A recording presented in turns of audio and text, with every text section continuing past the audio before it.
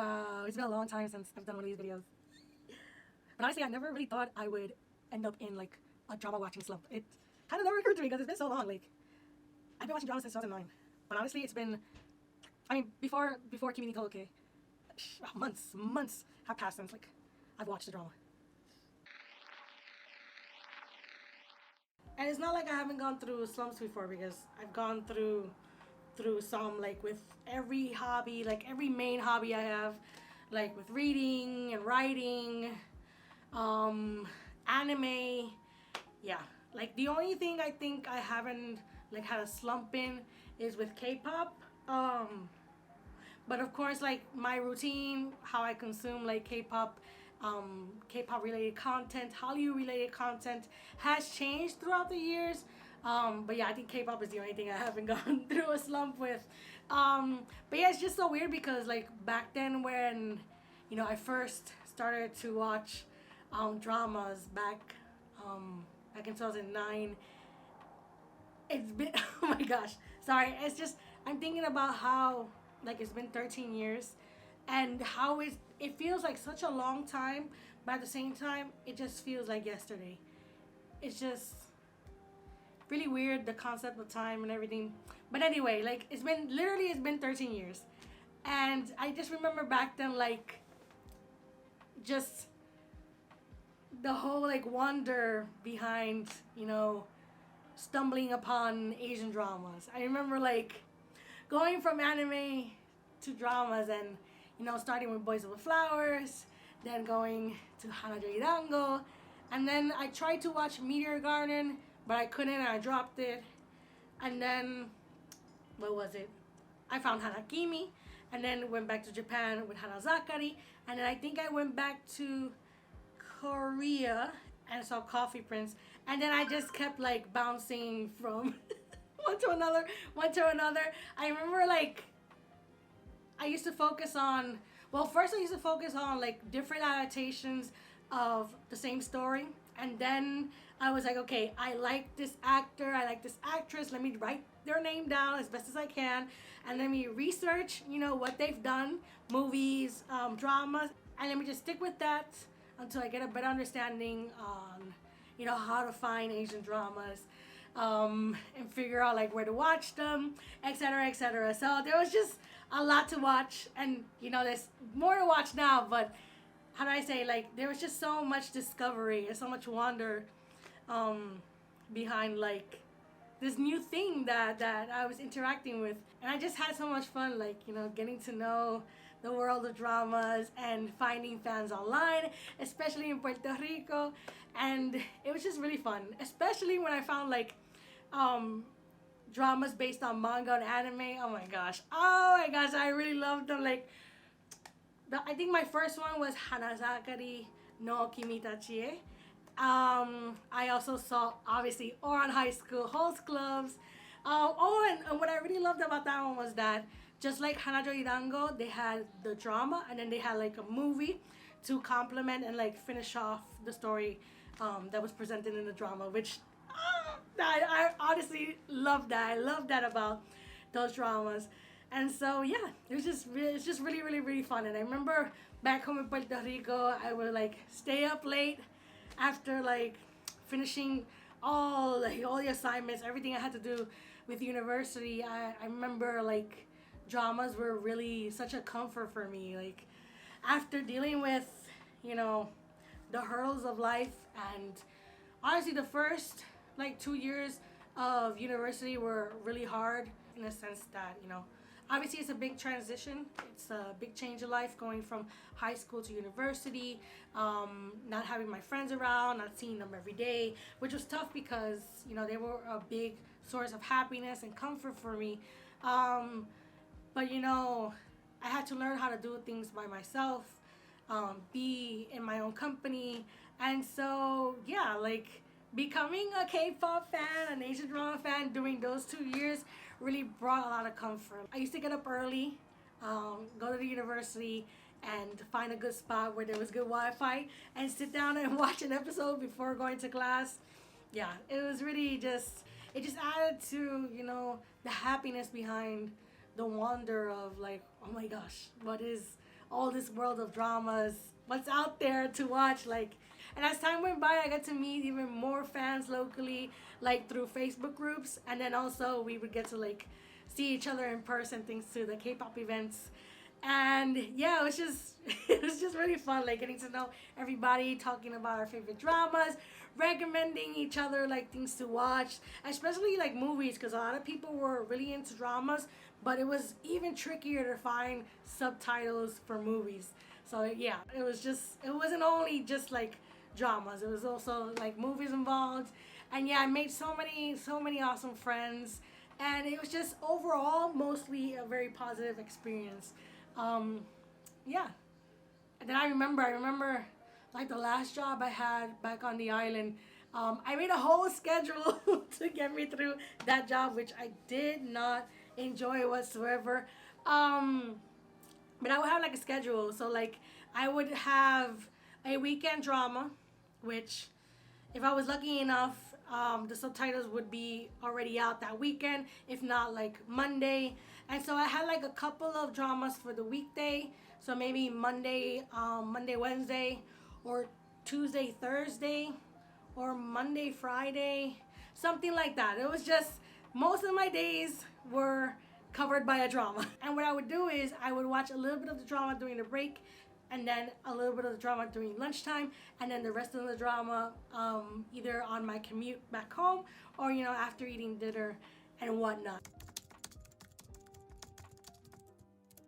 But after moving from Puerto Rico to New York, everything changed. I was back on survivor mode, and working, busy, and I only had time for like my hobbies on the weekend. And so, and of course, like during the week, there was time, like obviously during lunch or after coming home. But I was so on survival mode that I really couldn't like enjoy things the same way during the week that I could on the weekends when I didn't have to get up super early to take a train from like Queens to Manhattan, or like I would get home really late because I was commuting, and so like I was exhausted after getting home. Like it wasn't the same, and so I can only really like sit down and calm down and totally immerse myself in like the content that I love and my hobbies during the weekend. And also creating content around being an Asian drama fan and wanting to like recommend things and talk about your favorite dramas and things like that, and not having time to be able to do that really did like create like a creative mental block in me that I know also contributed to the slump, because it was like, okay, back home, like I used to have a blog, right? I used to have a blog where I used to do blog posts, just like giving basic information about upcoming dramas or dramas I was interested in. I used to do first impression blogs. I used to do like reviews and recommendations and things like that. And it used to be super long blog posts. Oh my gosh, wow. I just remembering like I used to have so much fun just writing about just enjoying Asian dramas. And so, once like I moved and I didn't have time to like watch dramas, I didn't have time to sit down and write and review and create all this content. And I know that contributed to like the creative block that I kind of still have regarding like how I want to create content around being an Asian drama fan. And so watching dramas became like a job, in the sense that every time I would sit down and watch a drama, I'd be thinking, what can I create from this? Like, what content can I create from this? Let me do a blog post. Let me, write a review, etc., etc. Oh, but wait, I don't have time. So let me just continue to do lists of dramas that I want to watch. And the same thing happens with K-pop. Like every time I interact with K-pop, I think about a way that it can become content. But the only thing is that I kind of figured out like more things, like more content, more type of content to do around being a K-pop fan. And of course, like being in New York and there being concerts and club sleeve events and things like that, and unboxings, like there's a lot of things you can do when it comes to like being a K-pop fan. So I think it was easier for me to like find ideas that were more so casual, and then other ideas that were more elaborated. Versus with dramas, I think everything I wanted to do with dramas would take much more time, would be much more elaborate. Like Drama Bite, which is my series here on my channel where I talk about Asian dramas. I have episodes where I'm just giving you basic information of the drama. So to me, even though that's like a really short video, that's not casual because I have to look for the information, look at the trailer, see how I can like change the synopsis so it doesn't spoil the whole drama. Deal with like copyright and things like that. And so, you know, I wanted to do like obviously recommendations, reviewing first impressions. And so those are things that I need to sit down and analyze and either do research or like find a way to like best express myself. I just couldn't figure out how to do casual content.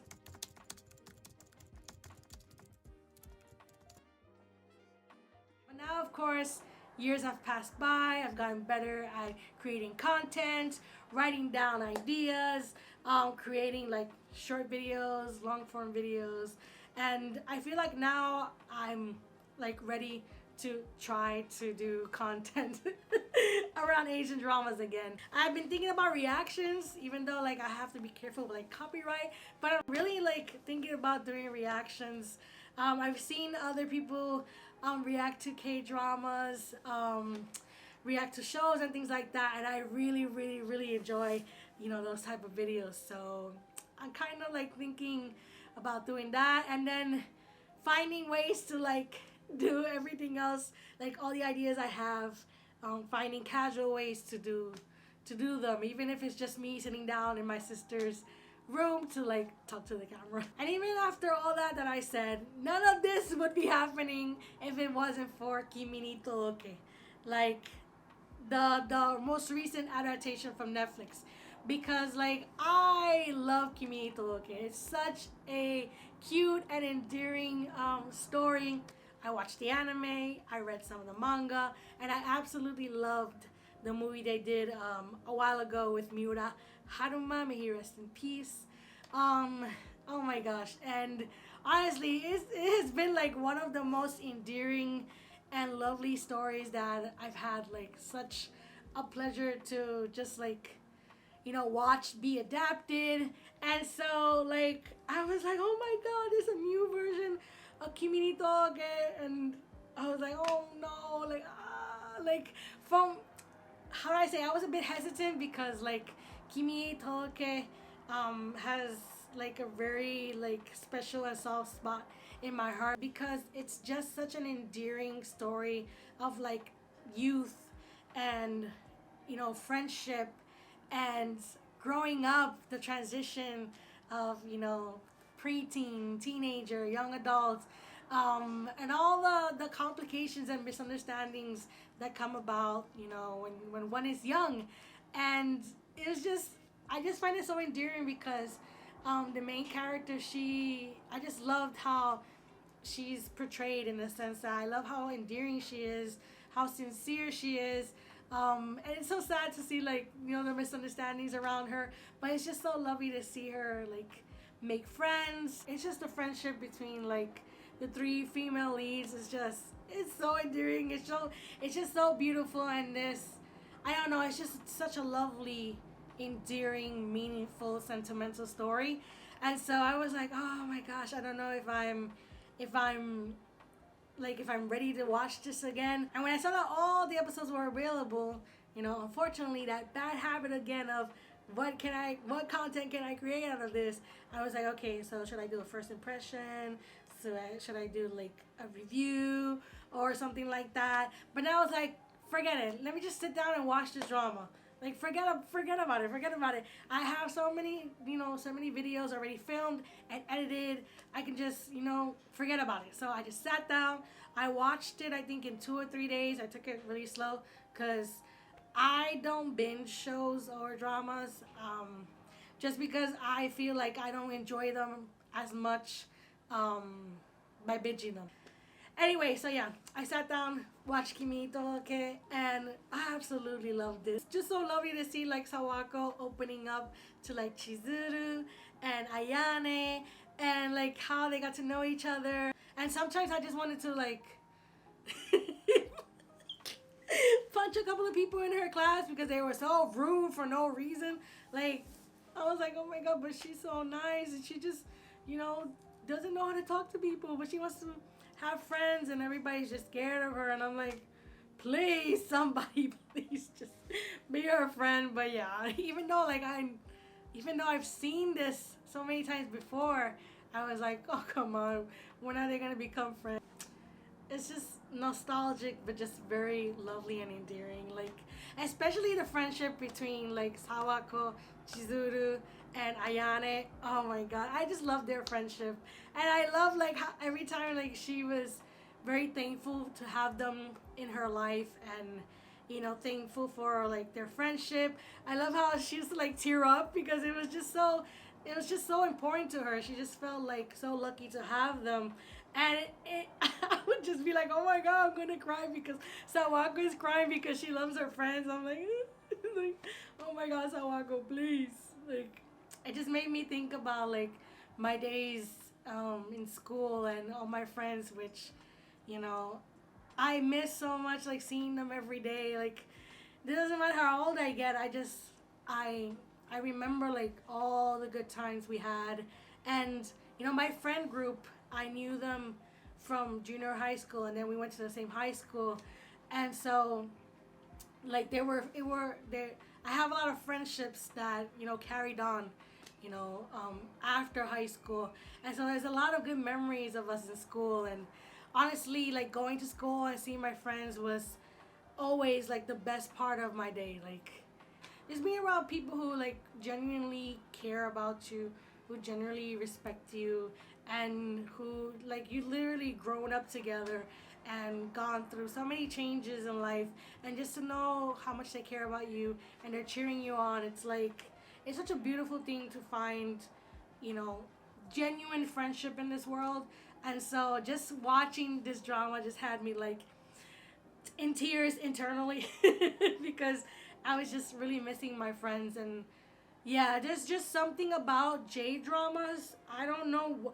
I mean, I know what it is. I know it's good storytelling. I know it's a good script, a good actors, good like direction and production. It's just they really know how to tell endearing stories, like slice of life stories, like stories that, you know, it's just about like humanity, like one's human experience. And oh my gosh, just Kimi Todoke just like awoke all this creativity, all this like this spark in me of like, you know, this is why I became a fan of Asian dramas, because I absolutely love the storytelling aspect of dramas. And so once again, a drama has sparked so many ideas, and you know, here I am sitting down in my sister's room just filming this casually super long video on my channel. Because yeah, even though I wasn't analyzing anything, I wasn't thinking about doing a review or anything, I did want to talk about, you know, that feeling I got after watching Kimi to Todoke, and how like basically it has gotten me out of a drama watching slump. And now I have a long list of dramas um, that are currently airing, and also have already finished that I really, really, really want to see. And so I am totally going to do that. And I don't know how I'm going to make content about it. I don't know what the structure is going to be. But this right here, I really like. Anyway, thank you so much for stopping by, for listening to me talk about, you know, my experience with dramas and how I ended up in a drama watching slump, and how being a content creator had a lot to do with that. If you guys have gone through a similar experience, please leave your comments down below. And I hope to see you soon with another video about dramas. Hopefully very soon here on the channel. Anyway, thank you so very much. Bye. Take care.